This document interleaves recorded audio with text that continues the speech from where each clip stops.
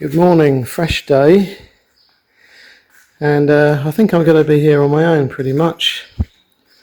Sunteria's largely finished the cracks. I think she's just got a little bit to do in one room. She's actually redone these posts, or done these posts I should say.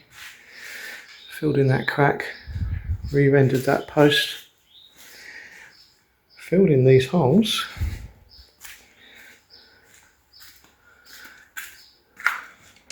She's got this bedroom to do now. She started to work on this post here.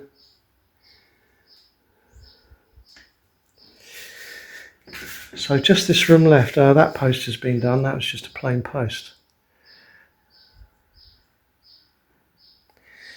So she's busy with something else. There's a sort of bone ceremony for someone who's recently deceased, and so she's helping there. She's doing the flowers, I think, and then she's helping this afternoon with something. I've set myself a task today of hanging some bathroom fittings. So I'm starting off with a mirror over the basin. The lads fitted this towel rail off their own back, really.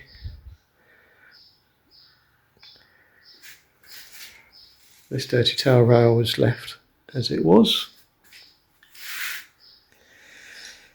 So I've got to fit this mirror, and I just wanted to talk about this very briefly because these mirrors come with these fittings on the back. I've actually done a video about this before when we were doing the house build, similar sort of thing. But that was a couple of years ago, so let's just go over this very quickly. Some people might assume that the factory that makes these mirrors and sticks these self-adhesive mounting pads on the back, that they do it all square and true, and they don't. You really do need to measure them and work out where you're drilling, because you quite often find that they're at different heights, as these are. These are actually 1 millimeter difference in height compared to the top edge of the mirror. So if you were to get your holes really accurate and just put your screws in and then mount this, the mirror would be slightly off, and you'd probably notice it, even just maybe not 1 millimeter to be honest, but you might. And sometimes these pads are more than 1 millimeter out, and they're also not necessarily the same distance from the edge of the mirror to the center on either side. So you've got to do some careful measurements. And you've got to get the mirror central with the basin really to make it look good. So what I do is I write the measurements down in the basin, work out my relative positions, draw lots of lines on the wall, having got things square with the spirit level, and then I've indented. That's the start of the mirror there, compared to my random line, and that's the end of the mirror there, and that should be central over the basin at the end, or it should look pretty much like it. And then I've worked out where my holes have got to go for the mounting screws. There's one there and one there, but one of these holes has got to be slightly higher than the other one. The other thing is that you just need to make sure that you're putting the mirror high enough for the tallest person that's likely to use the basin, which in theory is me here. And generally, children will stand quite low to the basin, but they don't necessarily, because they're children, they don't really need a mirror for anything. Whereas adults tend to use mirrors for the males for shaving, for example, and the females for putting makeup on or plucking eyebrows or something. So it's common sense, I know, and I'm probably talking to people out of turn here, but the big warning is that you never, ever assume that the fixing points on these things are true, equidistant, and just check them. That's what I'm really saying. Now the other thing is, when you're drilling into tiles, you're better off using a proper tile drill, which grips better. But if you're just using an ordinary masonry drill, You need to be careful because it will skid across the surface unless you manage to mark the hole first and make a little indent. Now some people say use masking tape or electrical tape. I don't find that works for me. It chews the tape up, but it doesn't necessarily stop the head from moving during its initial stage of creating a hole. So what I do is I get a drill bit, preferably, and I will get a hammer and I will tap that very gently to create the start of a hole, and that gives my drill bit, when it's actually going around in the drill, just enough grip to get it to go and start the hole without it skidding. But you've got to be careful because if you hit that too hard, you can easily crack the tile. So it's very, very small taps just to damage the surface slightly so that you can get the hole started. Right, that's the mirror up.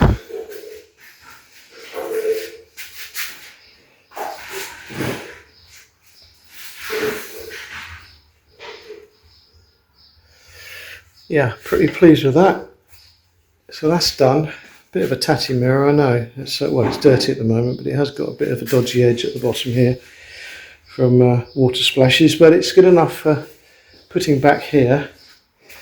I do need to do something about this basin. This is a bit loose. Pointing the camera in the right direction, that might help. Yeah, this is a bit loose, and it's not perfectly level.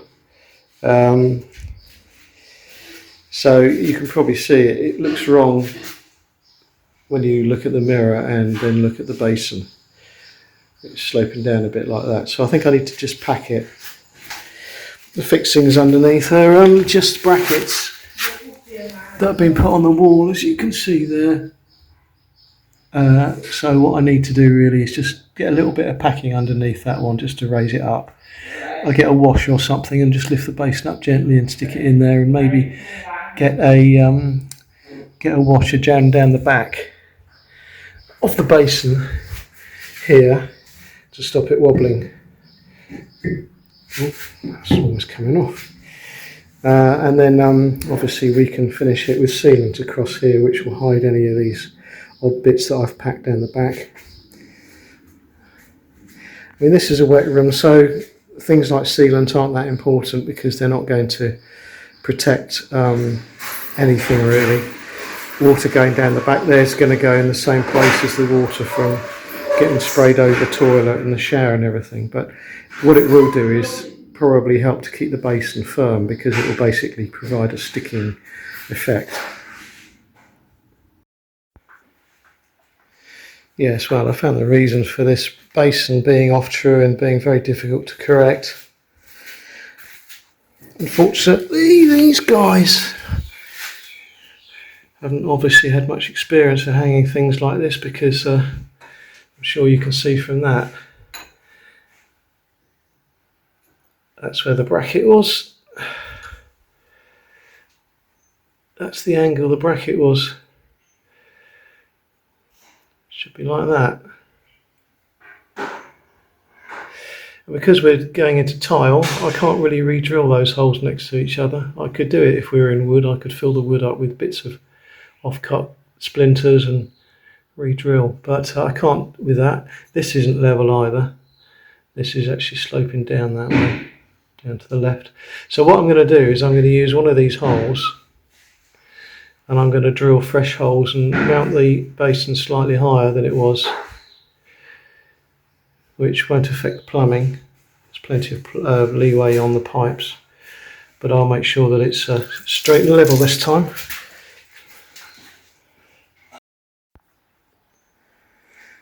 This is interesting little job really, because I've actually changed the hole I'm going to use 3 times now to get the brackets to actually be level. As you can see now, as long as I drill accurately in these 4 holes, that basin should be level, and hopefully because of the angle of the brackets being square to the way they should be, they'll be tighter on the basin as well, so it won't wobble so much. So yeah, I had to keep changing the holes so I could get the holes the holes are slightly higher and lower than each other, and I managed to find a combination of two that are actually level enough. None of these things are impossible to correct. I know that a lot of people are thinking, oh, they're useless, they can't even drill straight. Well, yeah, it is true, but they don't have these sorts of things in their houses, to be honest with you. They're lucky if they've got pipe water in their house, actually, the way we've got it here. So I do accept that they're a bit naive and a bit useless at some of these things, but that's not a problem for me to correct it. And the holes that are there are hidden, so no one's going to know they're even there unless they watch this video.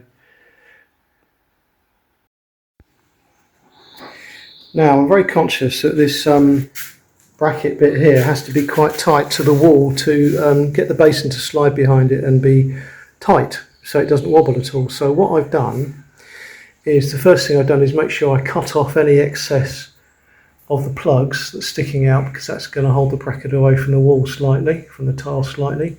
So I'm cutting that off so it's flush.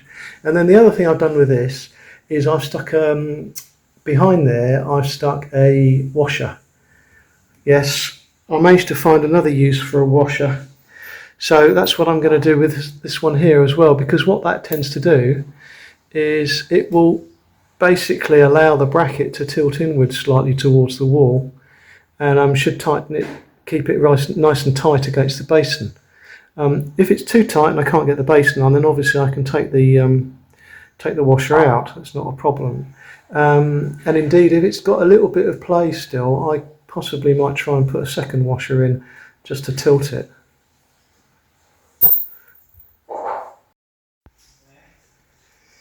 Right, that's the basin back on the wall and it's level now. And I've fixed one screw through there to hold it tight to the wall so it doesn't jump off the brackets. Very awkward screw to do that, very awkward hole to get right. Right, next job. What is the next job? Oh yeah, towel rails in the shelf. Here are two I prepared earlier, cleaned up. So I think we'll have a towel rail here. Yeah, towel rail up there behind the toilet. Someone can hang their towel up while they're having a shower and leave it there to dry if they want. So we've got that to do. Got a shelf to put up here. I'm not going to go through the tiles as I have a choice. It'll be easier to do it on the wall. Put that there. Now there's one other thing I've got to put on, which is the towel ring. Now I've got the mirror up and the basin back on, I can put the ring in the right position. So it's an upright fitting, so ideally it would go in the grout, I think. But that's probably too close to the basin. So that's a fail. So I think I'll have to put it... Also there's this towel rail in the way, which I wouldn't have put there. Maybe I'll leave the ring off actually. We'll just use that towel rail for a hand towel. Yes, I think we'll keep it simple. Keep it simple and not bother with that. Seeing as we're not really going to be using this house very much. Well, I don't think Suntory and I will use it again, but whoever's staying here, there's probably only two of them anyway. They've got a couple of towel rails already for big towels.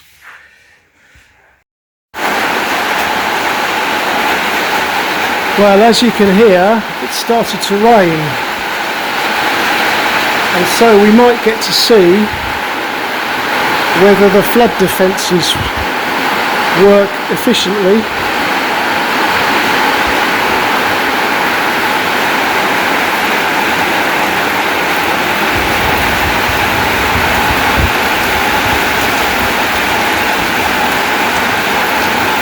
I'll give it a few minutes and I'll start filming again.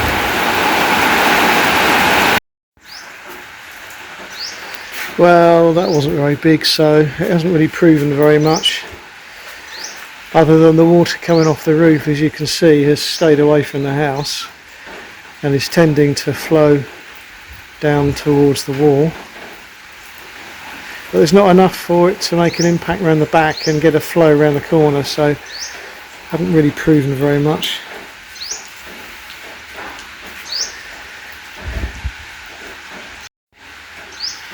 Anyway, there's been a bit of a tidy up in here today, and the floors have been cleaned. It's not a finished product, but it's an attempt to start to tidy before any painting goes on. I've reached the end of the day, really, as far as I'm concerned, because I need to buy some stuff, and I've finished in the bathroom now.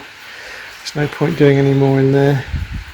Someone else can put the washing machine in after it's been washed. We need to get an electrician in, because at the moment there's no earth for that shower. The earth that was fitted was broken and has been discarded. We need a new earth rod put outside or something like that. And